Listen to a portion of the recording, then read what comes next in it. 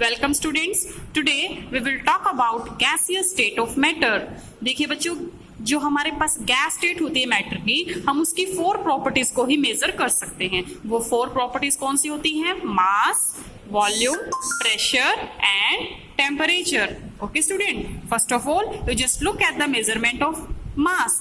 हम किसी गैस का मास कैसे मेजर करेंगे? बच्चों, आप सभी को पता है कि हम गैस एक ऐसी चीज है जिसको हम देख नहीं सकते, बट हम गैस को किसी भी वेसल के अंदर तो स्टोर रख सकते हैं ना। ठीक है, तो देखिए हम क्या करेंगे किसी भी गैस का मास मेजर करने के लिए। सबसे पहले हम एक वेसल लेते हैं। वेसल का मीनिंग होता है कोई भी कंटेनर लाइक बीकर। ठीक है, हम उस वेसल के अंदर क्या लेंगे? गैस लेंगे। ठीक है, और उसका वेट मेजर करेंगे। थोड़ी देर के बाद हम क्या करेंगे? उस वेसल के अंदर से गैस को रिमूव कर देंगे। अगर हम वेसल के अंदर से गैस को रिमूव कर देंगे तो वेसल क्या हो जाएगा? खाली। और खाली वेसल को क्या बोलते हैं?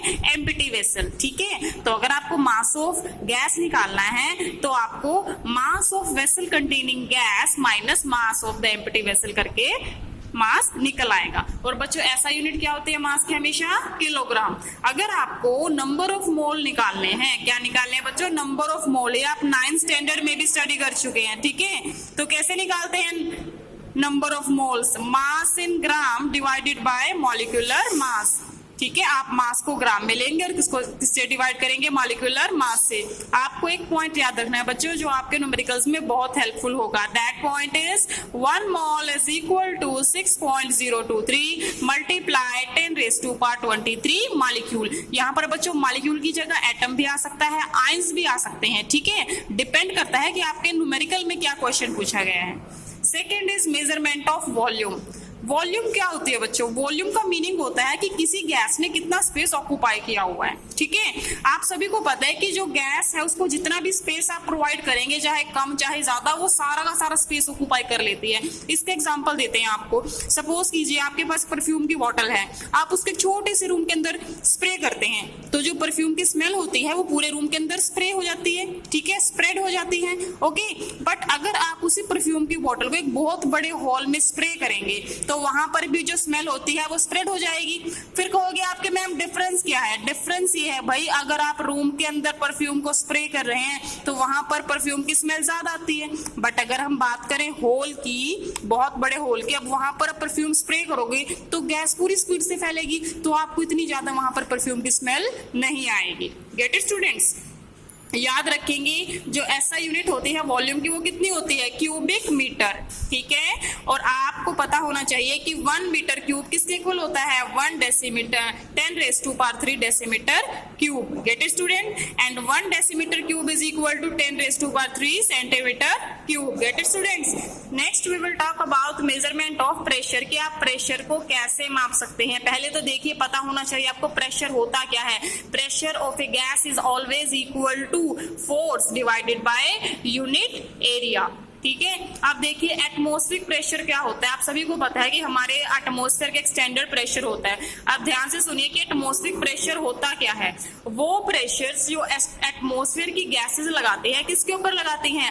अर्थ के सरफेस के ऊपर। उस प्रेशर को कहा जाता है एटमॉस्फेरिक प्रेशर। और एटमॉस्फेयर के प्रेशर को हमेशा किससे मापा जाता है? बैरोमीटर। ठीक है, अब देखिए बैरोमीटर कैसा होता है। ये आपको साइड में डायग्राम दिखाई दे रहा है। यहाँ पर क्या है? यहाँ पर आपने एक इन्वर्टेड ट्यूब लिया। इन्वर्टेड मतलब किसी ट्यूब को उल्टा करके रखना।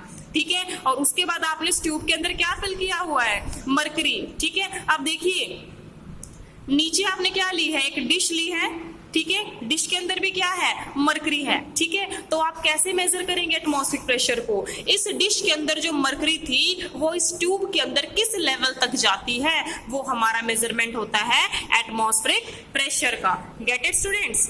नेक्स्ट इज देखिए कि यूनिट क्या होती है एटमॉस्फेरिक प्रेशर की। तो देखिए बच्चों, जो हमारे पास यूनिट होती है एटमॉस्फेरिक प्रेशर की, वो हम ज्यादातर या तो यूज करते हैं 1 एटमॉस्फेयर। ठीक है, या फिर यूज करते हैं पास्कल। ठीक है, 1 एटमॉस्फेयर हमेशा किसके इक्वल होता है बच्चों? 76 centimetre, which is further is equal to 760 millimetre. Okay, ऐसा यूनिट क्या होती है बच्चों प्रेशर की? पास्कल। ठीक है, और पास्कल को आप कैसे डिफाइन करेंगे? Pascal is the pressure exerted by force of 1 Newton on area of 1 meter square. Okay student, इसके अलावा हमारे पास 2 और यूनिट होती हैं।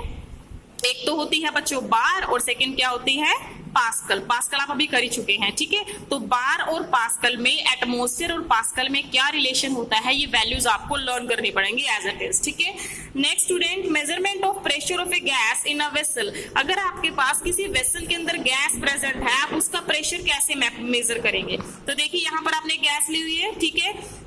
ओके, आपने गैस को किससे अटैच किया है, मैनोमीटर से अटैच किया है। किससे अटैच किया है, मैनोमीटर से। आपने एक ट्यूब ली है, यू शेप ट्यूब है, इस ट्यूब के अंदर आपने क्या फिल किया बच्चों, मरकरी फिल किया है, ठीक है। तो देखिए ये जो गैस है इसके पार्टिकल, आप सभी को पता है कि गैसेस के पार्टिकल्स फ्लो करते हैं। तो जब गैस फ्लो करेगी वो इस मरकरी के ऊपर प्रेशर लगाएगी। जब इस मरकरी के ऊपर प्रेशर लगाया जाएगा तो जो मरकरी का लेवल है वो चेंज हो जाएगा, ठीक है। और ये जो मरकरी का लेवल चेंज होगा, यहां से आपको किसका पता चलेगा, एटमॉस्फेरिक प्रेशर का पता चलेगा। Gate it students.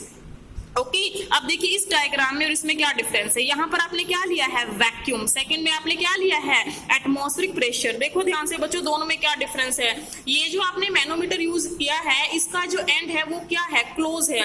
पर जो आपने सेकंड वाला मैनोमीटर लिया है, इसका एंड क्या है, ओपन है। अगर ओपन है दैट मीन्स एटमॉस्फेयर की जो गैसेस हैं वो इसके अंदर आएंगे और इस मरकरी पर प्रेशर लगाएंगे, ठीक है। फर्स्ट केस में लेवल हाई होता है और सेकंड केस में लेवल क्या हो रहा है, डाउन हो रहा है, ठीक है।